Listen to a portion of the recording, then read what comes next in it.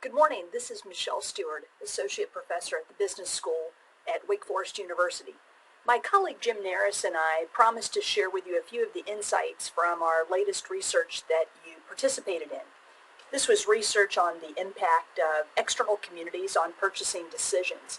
In the last research, the focus was on negative reviews of a supplier. This was a field experiment, which means there were one of three scenarios that were shown to you at random. One of the scenarios involved an external reviewer of a company that was very different from the person you were to imagine making the decision for. The other was an external reviewer from a company very similar to yours, and then the other was a set of internal reviewers using vendor scorecards to evaluate the supplier. We were interested in how these different scenarios with a different source of a reviewer might influence customer engagement and attribution of blame. So all the scenarios had the same product, same supplier, same poor review, scoring a 3 out of 10.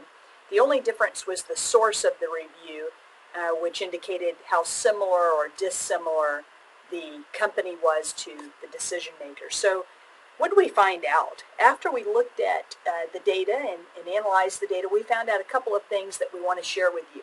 First, in the case of engagement, which is an index that evaluates a person's likelihood to learn about a supplier, attitude about a supplier, intention to buy, and word of mouth. What we found, as the similar pattern in our previous studies, is that the highest level of engagement in these three scenarios of negative reviews came from scenarios in which the purchasing manager was external and very different from the focal purchasing manager in this scenario. Why might this be?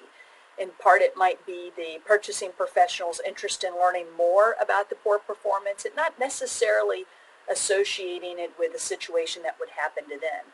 Along these lines, we were interested in understanding why there would be any difference in level of engagement from a negative review.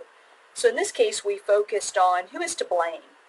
And we asked a few questions, as you might recall, about the likelihood that the blame would be on the buyer, and the likelihood that the blame may be placed on the supplier, the blame for this poor performance.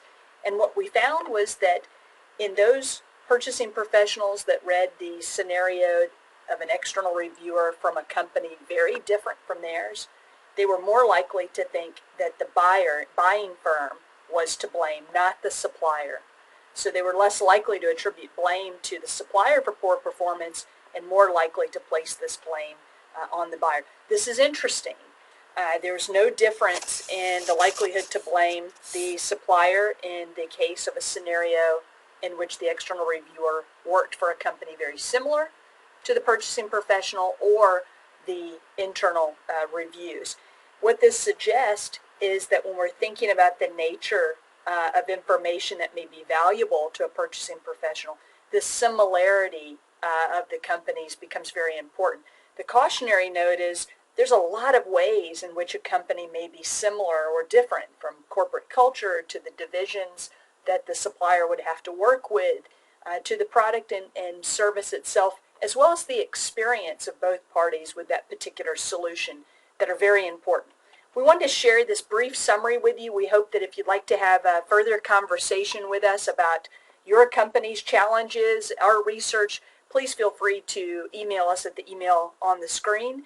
Thank you for your participation in our research. It helps us focus on research that matters to business professionals. Thank you.